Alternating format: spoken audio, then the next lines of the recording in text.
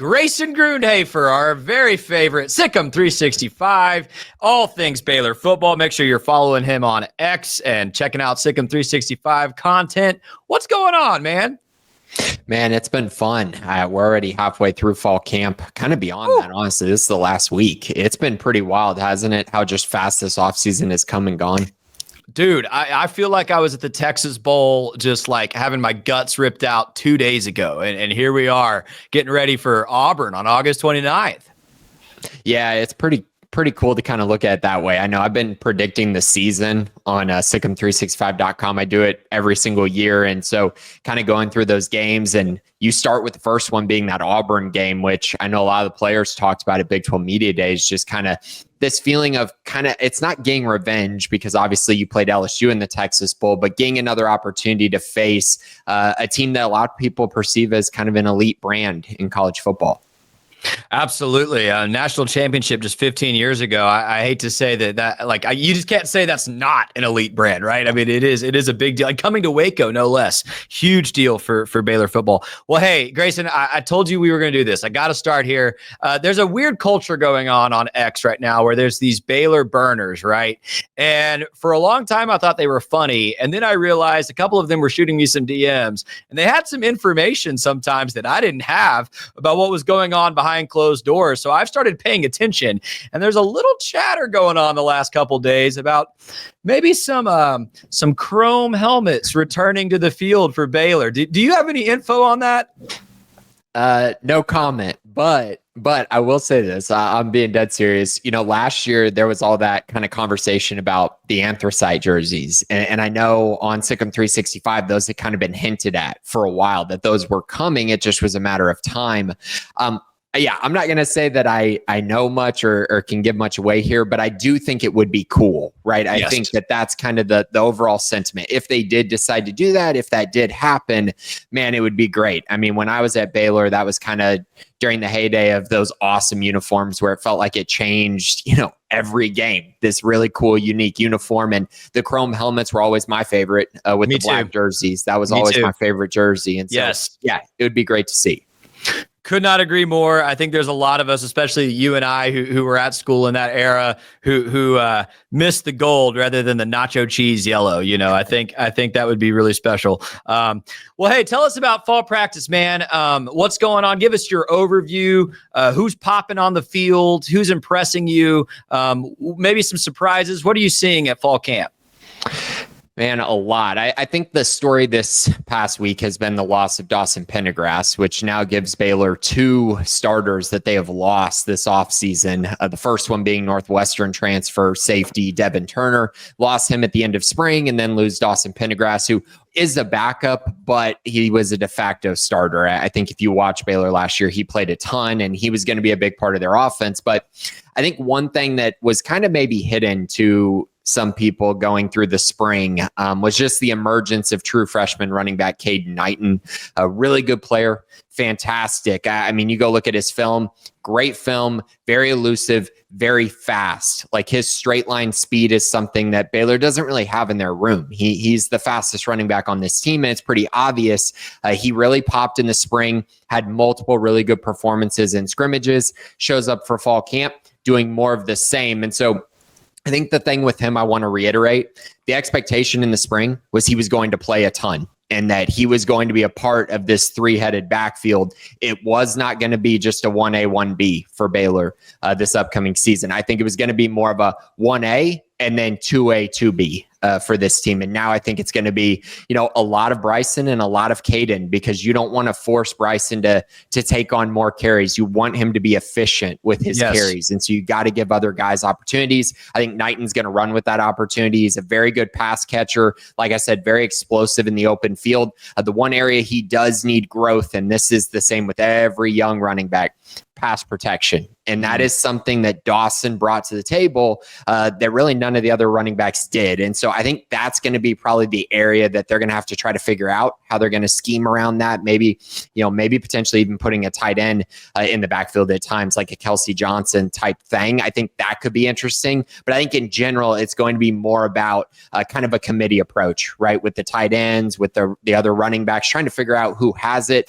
The other name in the running back position is Joseph Dodds, who I think is coming along nicely after missing all last year with an injury. And then the other running back in the room is 4-star running back Michael Turner. All the talent in the world, but he's recovering from a season-ending injury as a senior as well. So lots of questions, I think, behind the top two. Yeah, so the depth just shot, but we were actually talking about Knighton right before you came on. Think he's a stud for sure. Where does the Scattaboo nickname come from? Where did I hear that? And because I had heard, like you just said, that he was super speedy, pass catcher out of the backfield. That's what we knew out of high school. But when I think Scattaboo, I think knocking dudes' heads off.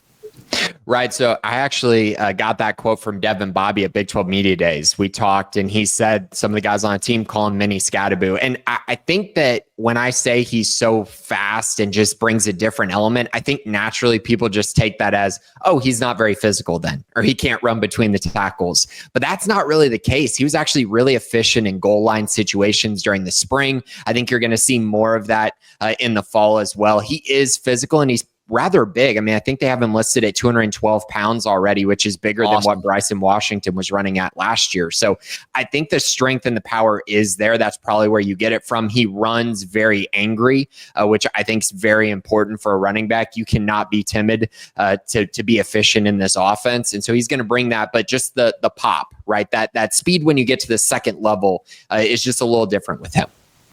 Two position groups I wanted to ask you about today, just because I think they're interesting. I think for most people watching football, there are two groups that jump off the TV. One is the wide receivers. Huge news with Ashton Hawkins finally being confirmed to be eligible. That obviously is tremendous. He was a great weapon last year. So you've got Cameron, you've got Hawkins, and then I'm really curious for your read on who plays next to those guys. Some big names, some big talent. Kobe Prentice, Cole Wilson, Jaden Porter, freshmen like Taz Williams, right? There's a lot of talent in that room, but a lot of unproven at Baylor talent in that room. So who do you think is most often lined up next to those guys, and how will Baylor deploy that receiving core? That's a great question, because I think they do have a lot of options, and you actually didn't even name a name that's really come on in fall camp, and that's Lewis Brown IV. The transfer from San Diego State a year ago. He went to San Diego State, played there, then went to Colorado State for just a hot minute during the spring, and then transferred to Baylor. This guy is very, very good. And when they got him from the transfer portal, I wrote a big article on it and just kind of dug a little deeper into PFF stuff and just seeing how he would fit in. And man, he matches what Baylor needs, and he matches what Sawyer Robertson is really good at. And so those deep rail shots down the right sideline, he is extremely efficient. I think he posted I think it was like 91 was his PFF grade on deep ball shots like that. He had more contested catches than Josh Cameron, Keetron Jackson, and Hal Presley combined. And I think that's really important. He's going to go up and high point the football. He measured in at 6'2", which I really wanted to see. I wanted to see him at least be in that 6'2", 6'3" range. So I was very happy about that. I think there's a chance that he starts at the outside receiver.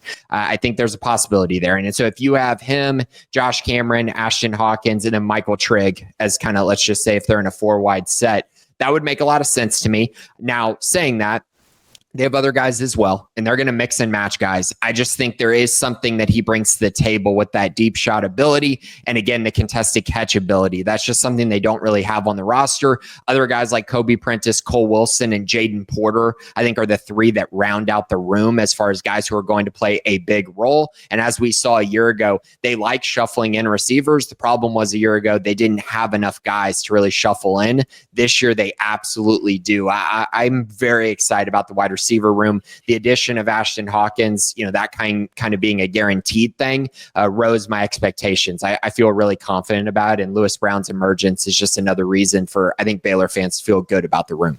Love everything you just said. And here's my only concern. I think when you open the season, let's just make up some names. If you're playing like Stephen F. Austin, Tarleton State, a team in that level to open your season, you can kind of play like 9 receivers and give them all a couple routes and say, this guy works, this guy needs more time. We're coming out against Auburn. So you kind of need to know, hey, here's the 4 or 5 that are going to get a lot of reps. But you're giving me some optimism here with Lewis Brown. The other group that is just parallel across the way. Baylor's probably biggest weakness last season was secondary. Now you could argue it was pass rush as well. Those two things obviously hand in glove, complement each other like nothing else in football. But I feel very confident Baylor has addressed pass rushing with the guys that have come in all across that defensive line, some of the linebackers as well. I know nothing about this defensive backfield. And the one guy I was confident in, you named earlier, Devin Turner, lost for the season to injury. So what can you tell us about that secondary? Who's going to play? Who's going to step up? And should Baylor fans be optimistic, or is that still a question mark on the whole for this football team? Man, fall camp has really kind of solidified things for me and in the secondary in particular. So you mentioned the pass rush. I do think that's going to be far improved, and that does help everything in your defensive secondary. It helps a ton. They didn't get enough pressure, and when Steve Linton wasn't on the field, it was like, man, they're getting zero pressure on the quarterback. And so now Marion Winston, Matthew Fobbs-White, these blitzing linebackers, whether it's Keaton Thomas or Phoenix Jackson, they have a lot of options to get after the quarterback, along with Cooper Lands and Jackie Marshall and those other guys up front. I think that's where it starts. But then you look at the secondary, and the group that I'm starting to really just have a lot of belief in is actually the cornerbacks.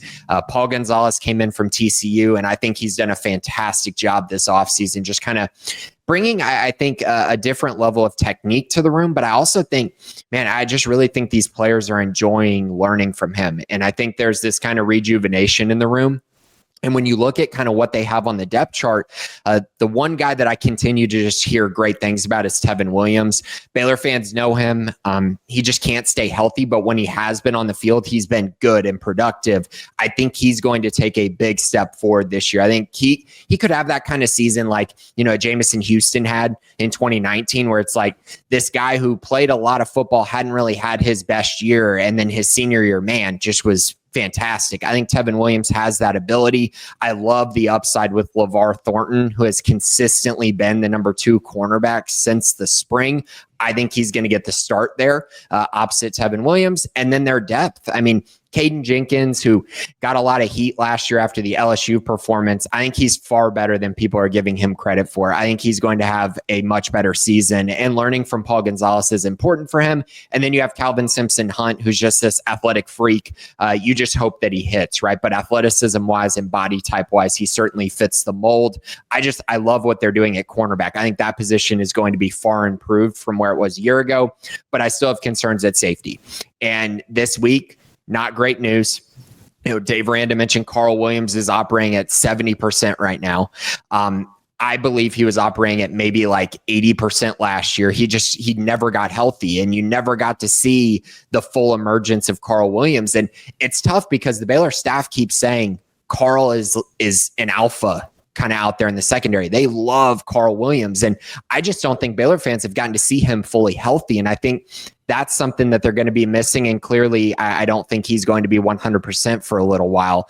So that's going to challenge their depth already. You have an unproven guy in Tyler Turner, who was a 4-star prospect, transferred in from Oregon, but he's unproven. So it's kind of like he hasn't played a lot of football. What's he going to bring to the table? The talent is there, but is it really going to hit? And then you got Devin Bobby, who I do think people should feel confident in. I think he's the one piece right now in the safety room that I think kind of know what you're going to get from him. And he's had his best offseason since being in Waco. So I mentioned those 3 pieces, but then after that, the depth is where I just have an enormous amount of questions. Particularly at deep safety. I think at star you can get by. DJ Coleman is a good player. I think he could be fine there. Kendrick Simpkins, you know what you're getting as far as him being a blitzer. You can make it work, right? But at deep safety, after Tyler Turner and after Devin Bobby, you're looking at, Micah Gifford, who showed some physicality on special teams last year, but hasn't played a ton at all. I think you'll probably have some growing pains if he were to be asked to play a significant role this year. You got Jacob Redding, who was a former walk-on. You got got Chris Wokema, who hasn't played a lot of football either. Cameron Jenkins, same boat, hasn't played a ton of football. Just a lot of guys that I'm naming there, but not a lot of proven commodities and not a lot of belief in my eyes that if they were to lose another safety, that they were just going to be fine. And so I think that's kind of where things lied there. I feel less confident about the safety room compared to the cornerbacks. Really important, as we said from the top, for that pass rush to be efficient. So you're not counting on those safeties to cover deep zone too long. And again, Auburn, great receiving core coming in August 29th. We're going to see pretty quickly which of these guys step up. Quick question from a viewer, Grayson. I would love for you to address this because I've been excited about this as well. We get SPAV year 2. Like everything we just saw last year was SPAV year 1, and it was outstanding. Gabriel asked, with it being the second year in SPAV's offense, what ways do you think this offense will improve? I'm curious to your answer to that as well. Oh man, what ways? I think that's an important question because Jake Spavital was on Baylor Plus with Colt and I last year doing Inside Baylor Sports, and he mentioned how his second year is where his offenses go crazy. And so basically that led you to believe they were probably operating at maybe 80% by the end of the year. And now you go into this year and you got all these returning guys. I think there's an expectation that there's an uptick here. I think in general, it's becoming more confident in what you're doing and becoming more consistent in what you're doing so that you avoid what happened at the beginning of last year. You saw them improve throughout the season, but it needs to start game 1 because of the schedule that Baylor has. I don't necessarily think they're going to get too much more creative. I think it's more just becoming more proficient at the things they were already really good at. And so you're still going to see the inside zone. I think you're going to see some of the wide zone that they implemented going into the Texas Tech game a year ago. You're still going to see wide receiver screens. You're still going to see deep rail shots down the sideline. I think the factors that really change for them are experience and then depth at wide receiver, which depth at wide receiver could allow you to take more deep shots down the field. It gives you different body types, which I think is important. You know, you can run more screens to different guys because now you have Cole Wilson, Kobe Prentice, and Ashton Hawkins instead of basically just Monterey Baldwin from a year ago that you were running those type of plays for, and Ashton to some extent. But I think in general, those different body types are very important. Having more outside receivers is also very important for you to be able to take deep shots down the sideline and kind of take advantage of your one-on-one matchups. I think that's kind of the biggest thing for SPAV. And don't forget, they run a lot of option routes in this offense. And so because of that, getting comfortable and more familiar with your teammates is actually super important for the quarterback-wide receiver relationship. Grayson Grundhoefer, great stuff as always, my friend. Why don't you tell everybody where they can follow you, find your podcast, and read your stuff? All good stuff there. On YouTube, just be sure to check out the Sikkim 365 YouTube page. We have the Bearcast. Comes out kind of bi-weekly right now. It's changed a lot since the end of last year. And then, of course, be sure to check out Sikkim 365 Premium for all kinds of Baylor coverage, more news and notes on fall camp as things are kind of rounding out. I'll also have season predictions as well if you're kind of into that kind of thing also. But yeah, it's a lot of fun. Sikkim 365 Premium is definitely where it's at. Awesome. Thanks so much, Grayson. And I am definitely into the season prediction kind of stuff myself, man. Glad you're doing that. Thankful for your great coverage, man. Keep up the good work. We'll talk to you again soon.